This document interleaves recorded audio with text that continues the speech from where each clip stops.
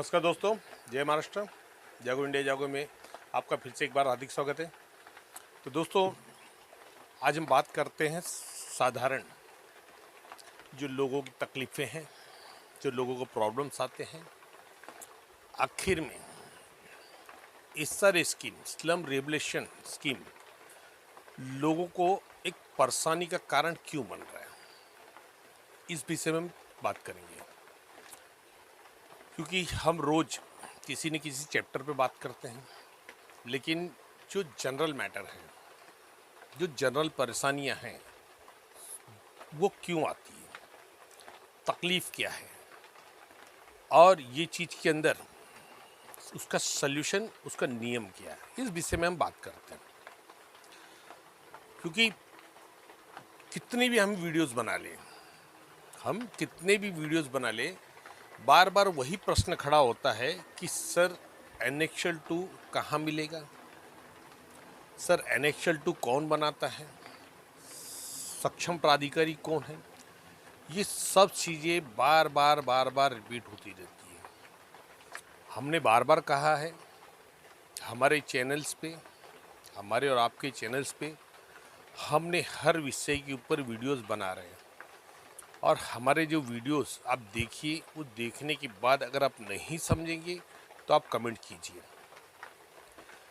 लेकिन स्वाभाविक सी बातें हैं, जो हमारे नए दर्शक हैं उन्हें नहीं पता होता है कि आखिर हमारा जो ये एसआरए के विषय में जो हम जागरूकता फैला रहे हैं, तो कहाँ तक पहुंची है, ये ना मैं जानता हूं, ना आप जानते हैं।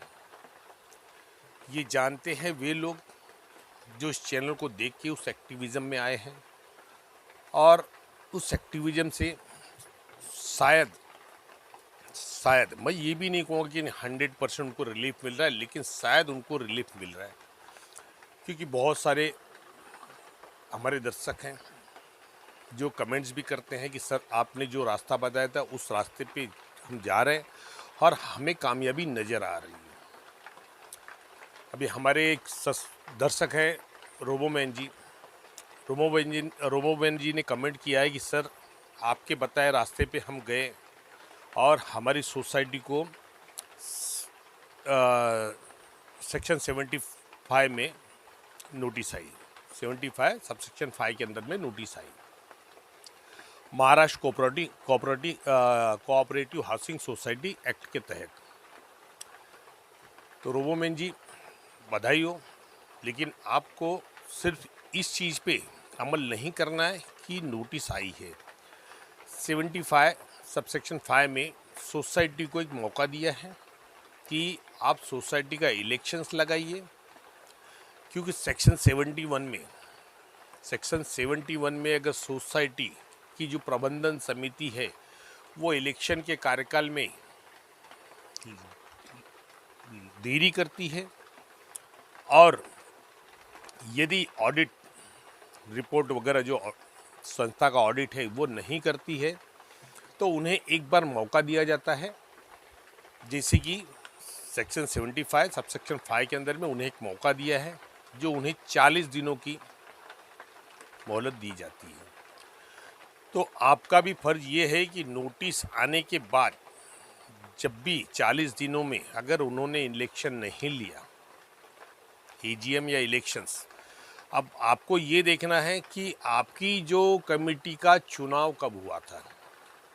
अगर उस चुनाव का 5 साल कार्यकाल बीत गया है तो वहाँ पे इलेक्शंस लेने पड़ेंगे, और यदि वो कार्यकाल नहीं बीता है तो कमेटी को वहाँ पे एजीएम्स लेने पड़ेंगे, ऑडिट दिखाने पड़ेंगे।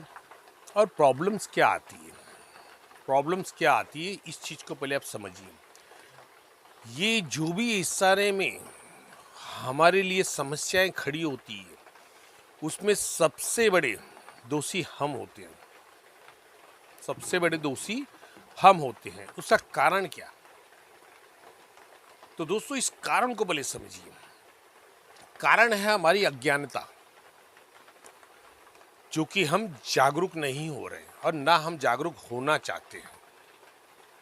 ये हमारा सबसे बड़ा वीक पॉइंट है। क्योंकि जब हम हमारे परिवार के अंदर में हम परिवार चलाते हैं तो हमें हर चीज़ का ध्यान रखना पड़ता है कि भाई किसको क्या तकलीफ है, किसको क्या तकलीफ है। एक एक बातें हमें रिमाइंड होती रहती है हमारे दिमाग में कि भाई कल हमें ये करना है, कल हमें वो करना है। ठीक उसी तरह आप एक योजना के अंदर में गए, स्लम रिहेबिलिटेशन स्कीम, ये महाराष्ट्र द्वारा एक बहुत ही अच्छी योजना लाई गई है। लेकिन इस योजना के अंदर जो भ्रष्टाचार और तानाशाही, इस चीज़ को अगर बाहर निकाले, एक बार बाहर रख दें हम, तो योजना बहुत ही अच्छी है, जिसके अंदर कुछ लोगों को शायद तकलीफ भी होगी। तकलीफ में जैसे जो प्लॉट होल्डर्स हैं, चाल मालिक हैं, इनको थोड़ी तकलीफ है और स्वाभाविक होनी ही चाहिए, क्योंकि सरकार ने एक तरफ जो भी झोपड़ीधारक है उनको न्याय देने की बात की, लेकिन चाल मालिकों के साथ में अन्याय भी किया है। तो वहाँ पे उनका थोड़ा राइट्स अगर वो ओपन करते थे तो शायद ये जो स्कीम है और भी बेहतर हो सकती थी, और भी बेहतर हो सकती थी, और उसके अंदर पारदर्शिता भी आती थी। अब उसका कारण क्या, उसका कारण क्या? अभी जैसे हमारे एक सब्सक्राइबर सुरेंद्र सिंह जी ने हमें कमेंट्स किया कि सर एनेक्शर 2 फाइनल हो चुका है, फिर भी हमारे जो चीफ प्रमोटर है वो और लोगों का वहाँ पे सर्वे करवा के क्या उनका नाम इंटर हो जाएगा? तो सुरेंद्र सिंह जी देखिए, सर्वे करवाना वो इम्पोर्टेंट नहीं है। चलो सर्वे तो वो कम करवा देंगे, नाम भी इंटर हो जाएगा, क्योंकि ये स्वाभाविक सी बात है कि सर्वे हो जाने के बाद भी अगर किसी के झोपड़े छूट गए हैं और वो वैलिड है तो सर्वे स्वाभाविक सी बात है कि शायद कोई भी व्यक्ति सरकार द्वारा दिए गए अपने लाभों से वंचित ना हो, उन्हें मायूस ना होना पड़े। इसलिए ये सरकारी हर व्यक्ति के लिए एक अधिकार दिया गया है कि यदि मेरी झोपड़ी अगर सर्वे में नहीं आई है तो मेरे पास एक अधिकार है कि मैं वहाँ पे सक्षम प्राधिकारी के यहाँ पे जोड़ पत्र 3-4 भरूँ, इस पर डिटेल्स दूँ, उनसे रिक्वेस्ट करूँ कि सर मेरी झोपड़ी सर्वे में नहीं ली गई है, ये मेरे डॉक्यूमेंट्स हैं और मेरी झोपड़ी का सर्वे कर मेरी पात्रता निश्चित की जाए। अगर कंप्लेंट अथॉरिटी नहीं करते तो मेरे पास रेमेडी है 35 में, स्लम एक्ट के सेक्शन 35 में मैं एडिशनल कलेक्टर जो कि अपीलेट अथॉरिटी हैं उनके पास जा सकता हूँ, वहाँ मेरी अपील चलेगी। उसके बाद मेरे पास मेरे पास GRC है जो पब्लिक ग्रीवेंसेस रिड्रेसल कमेटी है, वहाँ पे मैं जा सकता हूँ। उसके बाद हाई कोर्ट है, सुप्रीम कोर्ट है।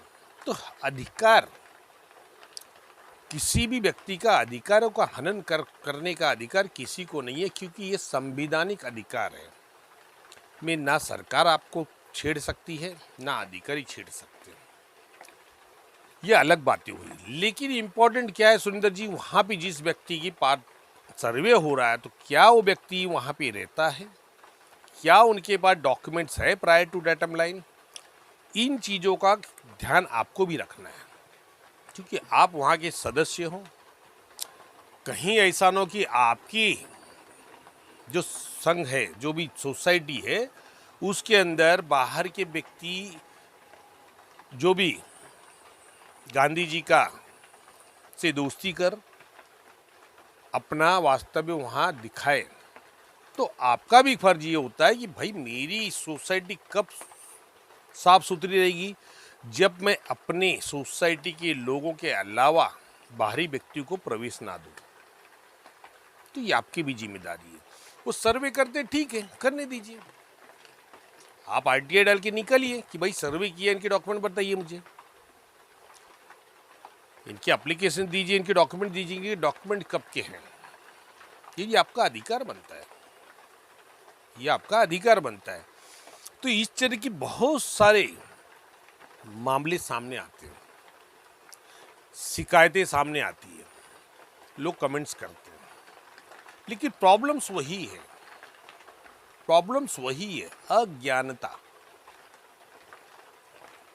जो व्यक्ति थोड़ी सी परिभाषा इस सारे के विषय उसके नियम की जान लेगा, उसको कभी भी कोई तकलीफ नहीं होगी, उसे पता चलेगा, उसको जानकारी मिलेगी कि मुझे अब क्या करना है। तो हमारा चैनल यही चीज बताता है। हमारा जो चैनल है जागो इंडिया जागो, वो यही चीज बताता है कि आपका अधिकार क्या, और आपके अधिकारों से अगर आपको कोई वंचित कर रहा है तो आप उस अधिकार को कैसे लेंगे, क्योंकि आप सरकार के ऊपर भरोसा करके मत बैठिए। सरकार के ऊपर भरोसा करके मत बैठिए कि सरकार वो देखेगी डॉक्यूमेंट और उनको अपात्र करेगी। नहीं, मैं ऐसे कई एविडेंस दे सकता हूं जहां पे कंपिटेंट अथॉरिटी अधिकार क्षेत्र के बाहर जाके पात्रता कर रही है, अधिकार क्षेत्र के बाहर जाके पात्रता कर रही है,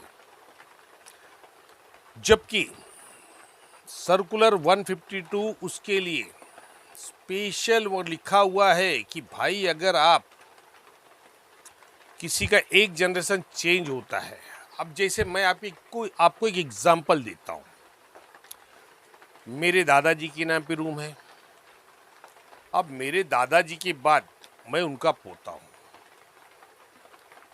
मैं भले उनका रिलेशन हूं, लेकिन मेरे बीच में एक जनरेशन और है, मेरे पिताजी और मेरी माँ। अगर समझो वो नहीं है तो मेरे नाम पे डायरेक्ट पात्रता नहीं होगी। वहां पे रूल है, लेटर ऑफ एडमिनिस्ट्रेशन, आपको वारसनामा यानी सक्सेशन सर्टिफिकेट बना के लाना पड़ेगा हाई कोर्ट से, तब जाके आपकी वहां पात्रता होगी। लेकिन यहां अभी हाल ही का मैटर है 2023 का, हमारे जो कंप्लेंट अथॉरिटी 3 है, उन्होंने हमारे स्कीम में एक ऐसे व्यक्ति को पात्र किया है जिसके दादाजी का नाम रूम था और उसके चाचा वगैरह अभी जिंदा हैं, लेकिन उनके नाम पे भी रूम है। तो उन्होंने बता दिया कि भैया इन्होंने एनओसी दे दिया इसलिए हमने कर दिया। भाई ये इलीगल है सर, आपने कानून पढ़ा नहीं है शायद। जो कंप्लेंट अथॉरिटी 3 है उनको सर्कुलर 152 पढ़ना चाहिए। उसमें लिखा हुआ है कि वहां पे लेटर ऑफ एडमिनिस्ट्रेशन लगेगा, हाई कोर्ट का सक्सेशन सर्टिफिकेट लगेगा, वारसनामा, उसके बाद ही वो उनके नाम इंटर हो सकते हैं, नहीं तो नहीं हो सकते। तो ये देखिए क्या होता है, ये यहाँ पे जितने भी इलीगल काम चल रहे हैं उनके पीछे गांधी जी हैं, उनके पीछे गांधी जी हैं। मैं गांधी जी को बदनाम नहीं कर रहा, क्योंकि गांधी जी बैठे ही इसी जगह पे हैं, गांधी जी बैठे ही ऐसी जगह पे हैं जहां पे हर झगड़े में वो दिखाई देते हैं। चाहे वो भाई भाई का झगड़ा हो, चाहे पड़ोसी का झगड़ा हो, चाहे डिपार्टमेंट में अधिकारी और एक पीड़ित का झगड़ा हो, बीच में गांधी जी रहते ही है। तो क्या मैं गलत बोल रहा हूं? क्या मैं ये गलत बात बोल रहा हूं? मुझे बताइए। कि दोस्तों, सबसे पहली बात जागरूकता लाइए, नियम समझिए। जो नियम आप पढ़ के नहीं समझ पाएंगे, हम उनको साधारण शब्दों में समझाते हैं। इसलिए समझा रहे हैं कि हर व्यक्ति कानून नहीं जानता। देखिए, सरकार की कुछ नीतियां होती हैं। सरकार की नीतियां वो होती हैं कि लोगों के लिए सरल और सुलभ भाषा में नियम बनाए जाए, लेकिन ऐसा होता नहीं है, ऐसे होता नहीं है। आज इस सारी की मार्गदर्शिका है, आप लेके पढ़ के समझ जाइए। चलिए मैं आपको मान लूं, अगर जो व्यक्ति उस चीज के बारे में नहीं जानता है वो समझ ही नहीं पाएगा। आज तक लोगों को जोड़ पत्र 3-4 पता नहीं है कि भाई जोड़ पत्र 3-4 है कहाँ, कहाँ मिलेंगे। ये तो हमारे चैनल के माध्यम से जो भी व्यक्ति हमें फ़ोन करता है, हम उनको कहते हैं कि भैया व्हाट्सएप पे हाय भेजिए, हम हमको जोड़ पत्र 3-4 और प्लस उसके ऊपर कवरिंग लेटर भी हमने जो बनाया है वो भेज देते हैं कि भाई आपके लिए सुलभ हो। आपको खाली आपका नाम, एड्रेस वगैरह पुटअप और डिटेल्स डालने हैं, बाकी सब उसमें लिखा हुआ है, आप पुटअप करिए। तो ये चीज़ें सरकार को करनी चाहिए ना। सरकार क्या करती है? अभी देखिए हाल ही में एक बहुत बड़ा बदलाव हुआ है। अब उस बदलाव से क्या फर्क होने वाला है और कैसे लोग एडजस्ट करेंगे, ये मुझे समझ में नहीं आ रहा है। अभी जैसे कि इंडियन पेनल कोड, भारतीय दंड संहिता को भारतीय न्याय संहिता बना दिया गया। चलिए अच्छी बात है, भारतीय दंड संहिता को भारतीय न्याय संहिता में परिवर्तित किया गया, चलिए ठीक है। अब प्रॉब्लम ये हो गया है कि इनके जो सेक्शंस थे नंबरिंग वो भी चेंज कर दिए गए। अब प्रॉब्लम्स क्या होगा इसमें पता है? तो प्रॉब्लम्स ये है कि जितने भी एडवोकेट्स हैं, जितने भी काउंसिल्स हैं, जितने भी जजेस हैं और जितने भी अधिकारी हैं पुलिस स्टेशन के, ये सबको फिर से ट्रेनिंग लेनी पड़ेगी। फिर वो स्टूडेंट बन जाएंगे, उनको फिर सीखना पड़ेगा कि भैया कौन सी धारा लगाए। कि सरकार को इन चीज़ों पे विचार करना चाहिए कि देश को आगे ले जाना है या पीछे खींचना है। ये जो चेंजेस हुए हैं, इस चेंजेस को पूर्णतया सुचारू रूप में जाने के लिए कम से कम 5 साल लगेंगे। कितने? 5 साल लगेंगे। अब जो बच्चे लॉ कर रहे हैं वो आईपीसी में कर रहे हैं। अब एग्ज़ाम में आप भारतीय न्याय संहिता के सेक्शन डाल देंगे तो वहाँ पे क्या होंगे, उनका वो पास होंगे क्या, आप मुझे बताइए। तो सरकार यहाँ पे गलतियों पे गलतियाँ करती जा रही है। मतलब अब जो जज बैठे हैं वो भी परेशान है कि भैया अब सेक्शन कौन सा लगाया जाए, सेक्शन कौन सा भाई देखो। अब फिर उन्हें पढ़ना पड़ेगा। मतलब हर व्यक्ति इस फील्ड के अंदर, लॉ के फील्ड में स्टूडेंट बना है क्रिमिनल लॉ के अंदर में। अगर मैं गलत बोल रहा हूँ तो मुझे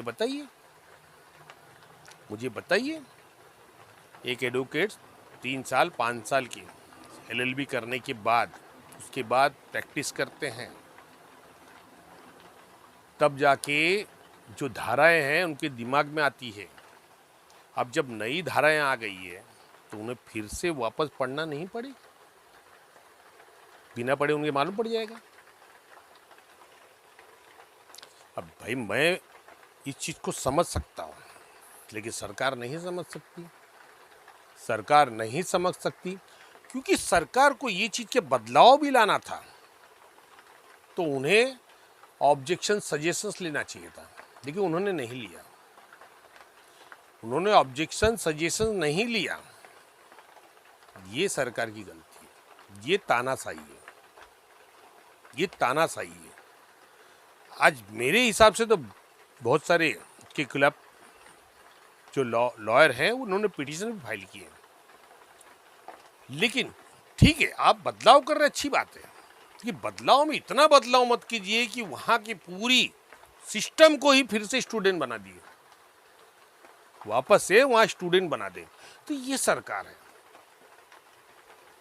तो इसके लिए बोलता हूँ सबको, जो भी नियम से उसको समझिए। नियम बदलते रहते हैं, तो जब बदलाव होता है हम आपको बताते हैं और बताएंगे भी, लेकिन आपका फर्ज होता है कि उस चीज़ को समझिए। बहुत सारी छोटी छोटी बातें आती है कि सर घर मेरे भाई के नाम पे बीएमसी में है। अब ये क्वेश्चंस में समझ नहीं पाता हूँ, इनके जो कमेंट्स मैं समझ नहीं पाता हूँ कि भाई के नाम पे बीएमसी के रिकॉर्ड पे है, इलेक्शन रोल में मेरा नाम है और सर्वे पावती में कुटुंब प्रमुख में मेरा पहला नाम है, भाई का दूसरा नाम है। तो जब पहला नाम फोटो पास में है तो सर आप ही कुटुंब प्रमुख है, आपका नाम ही एनेक्शर में आएगा। इस बात को समझिए, इस बात को समझिए। प्रॉब्लम्स क्या होती है, ये इस सारे के अंदर में घरों में आपसी झगड़े भी चालू हो गए सर।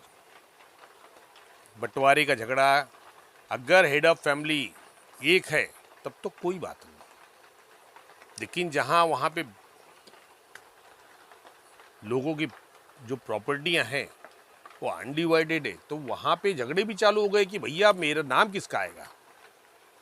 अब लोगों में एक चीज का डर बैठते जा रहा है कि भैया इनके नाम पे आएगा तो भाई ये तो अकेले मालिक हो गए, तो हमारा क्या।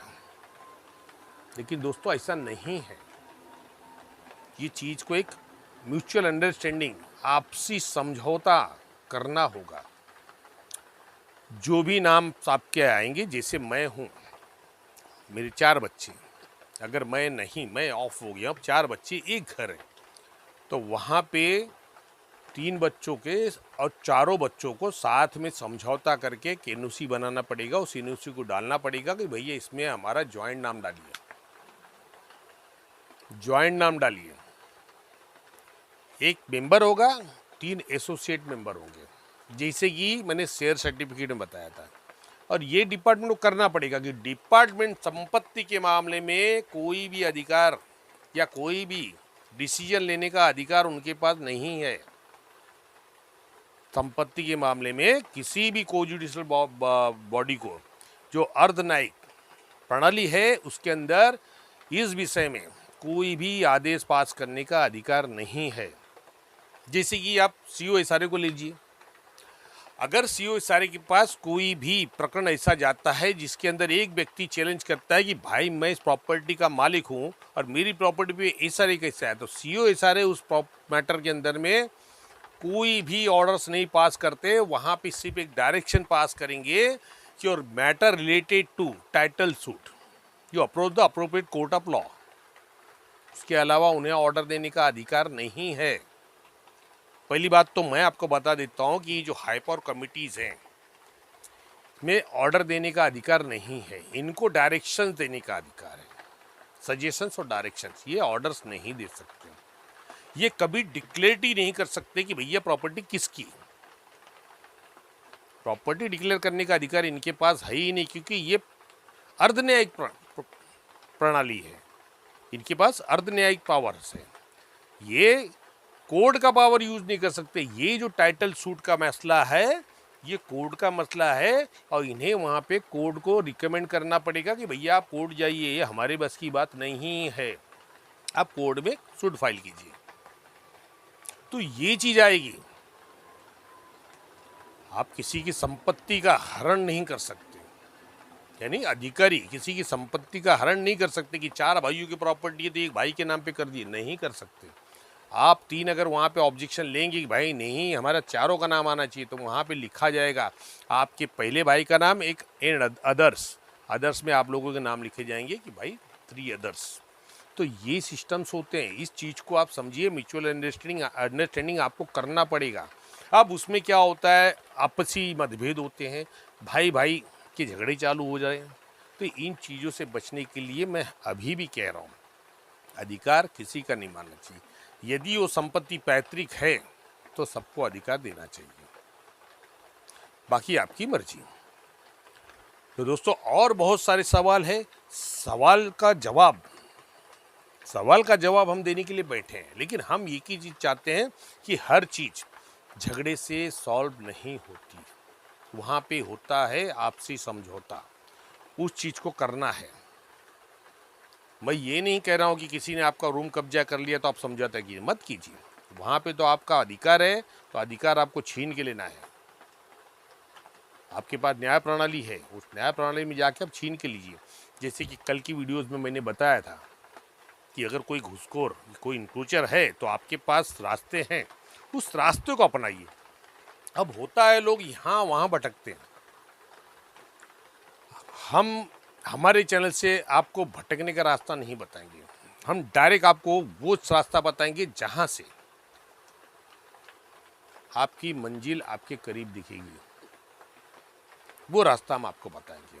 हम आपको ये नहीं बताएंगे भैया आपको जाना है चर्च गेट तो आपको बोलेंगे वीटी उतरो, नहीं, हम आपको चर्च गेट ही जाने को बताएंगे, हम चर्च गेट ही जाने को बताएंगे। तो ये चीज़ें होती हैं, कुछ चीज़ें ऐसी होती है दोस्तों जिसको आप को समझना पड़ता है हमको, लेकिन समझने के लिए जब हम समझदार होंगे, थोड़ी सी जागरूकता आएगी, तो आप ये समझ लीजिए कि आपको कोई ठग नहीं सकता है, आपके अधिकारों को कोई वंचित नहीं कर सकता, आपके अधिकार हमेशा सलामत रहेंगे। और आपकी वजह से हमारा मंच वही काम कर रहा है, हमारा मंच वही काम कर रहा है, सिर्फ लोगों में अवेयरनेस ला रहा है, जागरूकता, उनको नियम बता रहे हैं, और वो नियम बता रहे हैं जो SRA के नियम के अंदर है, उस नियम से हट के हम नहीं बता रहे। हाँ, उस नियम में अगर सरकार ने गलतियां की है, उस गलतियों को हम बता रहे कि ये सरकार की यहाँ गलती है, ये नहीं करना चाहिए था सरकार को, इसके बदले ये करना चाहिए था, वो हम बता रहे। जहाँ पे लोगों की तकलीफ है, उस तकलीफ को हम बता रहे कि जिस चीज़ों से लोगों को तकलीफ हो रही है, तो ये चीज़ समझना चाहिए। और हमारे जो भी, अभी आपको लगेगा मैं यहाँ पे बैठ के भाषण दे रहा हूँ, मैं भाषण नहीं दे रहा हूँ दोस्तों, मैं भाषण नहीं दे रहा हूँ, मैं आपके दिल का दर्द अपनी ज़बान से बता रहा हूँ कि आपके दिलों में भी यही दर्द होगा। तकलीफें क्या होती है कि मैंने देखा है 24 सालों में, लोगों को रोते बिलखते देखा मैंने, अपात्र होके लोगों को जाते देखा मैंने, रोड पे रहते देखा मैंने, वो मंजर आज भी याद आता है मुझे। तो मैं चाहता हूँ ये हमारी कोशिश है कि आप भी जागरूक बने, अपने अधिकारों की मांग करें।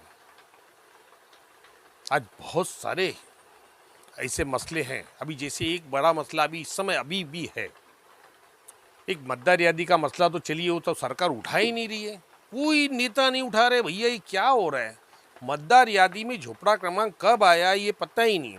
लेकिन हमारा चैनल इस पर फाइट करेगा, इसका फाइट करेगा, और सरकार से पूछेगा, इलेक्शन कमिश्नर से पूछेगा कि भैया ये झोपड़ा क्रमांक आपने डाला कब है, ये हम डालने वाले वहाँ पे, ये जल्दी हमारी लड़ाई इसकी तरफ आएगी।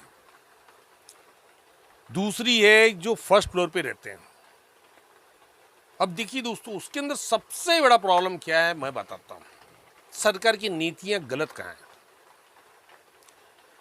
अब कुछ मामले ऐसे मेरे सामने आए प्रकाश में दोस्तों, मुझे भी नहीं समझ में आ रहा है कि आखिर ये क्या। महाराष्ट्र स्लम एक्ट बना 1971 में, 1971 में इंप्लीमेंट हुआ, और जो झोपड़पट्टी तो नहीं बोल सकते, जो कॉलोनीज थी उसमें 1+1 लोग रहते थे, उनके डॉक्यूमेंट 1962 के पहले के हैं, और SRA में उन्हें इसलिए अपात्र कर दिया कि भैया आप पहले माले पे रह रहे हैं, फर्स्ट फ्लोर पे रह रहे हैं। अब सवाल ये उठता है कि भाई 1962 के पहले के डॉक्यूमेंट, तब तो स्लम था ही नहीं, तो फर्स्ट फ्लोर आपने कैसे गिना। आप एक बार उसको पुरानी चाली, डिलेपिडेटेड चाल जैसे होती है उसको मानना चाहिए था, जैसे आज भी मुंबई के अंदर बड़ी पुरानी चाल है, जो BDD चाल्स वगैरह जैसे अनेक चाल हैं, तो क्या वो डेवलप होगी, तो खाली जो जमीन पे रहते हैं उनको ही देंगे, अब फर्स्ट फ्लोर वाले को नहीं देंगे, सेकंड को नहीं देंगे, तो ये उनके साथ अन्याय किया गया है, ये उनके साथ सरासर अन्याय किया गया है। जबकि 1962 का प्रूफ, एविडेंस, सोचिए, तो इन चीजों को समझना पड़ेगा सरकार को, और उन्हें न्याय देने के लिए सरकार को आगे आना पड़ेगा। आज उस मामले में गोपाल शेट्टी जी भरपूर कोशिश कर रहे हैं और लगे उनके पीछे, लेकिन सोचिए उनकी ही सरकार हो के उनकी बात नहीं सुन रही, इसके आगे मैं क्या कहूं। उनकी ही सरकार हो के उन्होंने बार बार मुद्दा उठा रहे, इसी चीज पे मुद्दा उठा रहे कि भाई इनका क्या, जहां केंद्र सरकार ये कह रही कि हर परिवार को घर देना है 2024 तक, और यहां जो 1962 62 के पहले के एविडेंस उनके पास है, उन्हें बेघर किया जा रहा है एसआरए के नाम पे। इसलिए एसआरए से लोग पीड़ित हैं। क्या उनके साथ अन्याय नहीं हो रहा है? आप मुझे कमेंट में बताइए। क्या उनके साथ हकीकत में अन्याय नहीं हो रहा है? उन्हें बेघर नहीं किया जा रहा है? तो किस काम की ये सरकार? किस काम की ये सरकार? भाई इन्हें तो पहले ये चीज बांधना चाहिए था कानून में कि भैया ये 71 का एक्ट है, लेकिन 71 के पहले के जो डॉक्यूमेंट है सब पात्र होंगे, चाहे वो 5वें फ्लोर पे बैठे हो या 3रे फ्लोर पे बैठे हो, क्योंकि वो स्लम नहीं था। स्लम तो 71 के बाद लागू हुआ ना। आज कितनी झोपड़पट्टी ऐसी जो स्लम है ही नहीं, लेकिन वहाँ एसआरए वाला ही दे देता है। क्यों दे देता है भाई? इसलिए लिखा हुआ है ना कि जो स्लम एरिया डिक्लेयर्ड है उसी को एलओई दिया जाएगी, फिर भी दे देते हैं। प्रॉब्लम ये है कि भाई जो सीओ सारे बैठे हैं उनके पास गांधी आती है। अब यहाँ के जो झोपड़ीदार है वो अपना जाए कोर्ट कचहरी करे, उनकी एरिया ऐसे ही फंसी पड़े रहे और झगड़े चलते रहे। इनका काम हो गया निकल लिए, गांधी जी के साथ घूमने निकल लिए। तो ये प्रॉब्लम्स होती है दोस्तों। ऐसी बहुत सारी तकलीफें हैं, बहुत सारी तकलीफें। हर व्यक्ति का अपना ही एक प्रॉब्लम्स है। तो क्या बात है एसआरए में इतनी सारे प्रॉब्लम्स आ रहे हैं? क्या ये योजना के अंदर त्रुटि है, या सरकार की नीतियों में त्रुटि है, या फिर अधिकारियों का करप्शन और बिल्डर की तानाशाही? ये 3 चीजें हैं। और ऊपर से एक कमेटी जो बन जाती है। कमेटियों का तो भाई हर जगह का कंप्लेंट है। जितने भी लोग आते हर लोग ये बोलते भैया कमेटी हमारी सुनती नहीं। क्या बात है कि हमारे साथ में रहने वाले लोग आखिर में बिल्डर के साथ में कमेटी बनाए तो बिल्डर के हो जाते हैं और हमारे साथ छोड़ देते हैं। तो इसलिए आपको जागरूक होना पड़ेगा। हमने हर वीडियोज में बनाया इनसे कैसे निपटना है। आप अपना अधिकार लीजिए। एक चीफ प्रमोटर 14 जून को नियुक्त करके अपनी करने से अच्छा आप 50% लोगों की यूनिटी बनाइए और एजीएम ले लीजिए। आपको अधिकार है और वहां पे बदली कर दीजिए चीफ प्रमोटर को। आप बदली कर दीजिए ना, टेंशन क्या लेने का। कानून आपके पास भी है, उसके बाद उनके पास नहीं, आपके पास भी है। और मान्य करना पड़ेगा। जाने दीजिए उन्हें कोर्ट में, उन्हें जाने दीजिए कोर्ट में 10 लोगों को लेके 14 लोगों को लेके। आपके हाथ में है आपका अधिकार को यूटिलाइज कीजिए, यूटिलाइज कीजिए। ऐसे बहुत सी कमेटियां हैं जिन्होंने अपने आप को मजबूत किया। बहुत से कमेटियां नहीं सॉरी बहुत से लोग जिन्होंने मजबूत किया। हमारे चैनल्स को देख के उन्होंने अपनी जो भी प्रबंधन समिति को हटा के अपनी प्रबंधन समिति लेके आए जो लोगों के लिए काम करें। और मैं ये भी कहता हूँ कि अगर आप उस प्रबंधन समिति को हटा के आते भी हो तो लोगों के लिए, लोगों द्वारा और लोगों से, तब समझिए आप सक्षम हुए अपने मकसद में और लोगों को उनका जो सपना है वो साकार करके आपको देना है। तो दोस्तों वीडियोस बहुत लंबी है, बात करने के लिए इतना है एसआरए के अंदर ना कि शायद जिंदगी बीत जाए। एसआरए खत्म हो जाएगा लेकिन एसआरए की बात ही खत्म नहीं होगी, क्योंकि ये चीज़ें सरकार की थोड़ा सा नाकामियों की वजह से लोगों को परेशानी हो रही है। सरकार एक बार में इन सब चीज़ों के ऊपर कोई भी ध्यान नहीं दे रही। रोज एक नए चीज़ पे लेके आ रही। अरे भाई एक ही साथ बैठिए ना, अच्छी स्कीम है, लोग खुश रहेंगे तो स्कीम फास्ट होगी। बनाइए सांघाई, किसने रोका? लेकिन ये सांघाई बनाने के बाद भी एक समय ऐसा आएगा कि ये सरकार परेशान होने वाली है। मैं अभी बता रहा हूँ कि जितनी प्रॉपर्टियां हैं झोपड़पट्टी की वो ख़त्म हो जाएगी।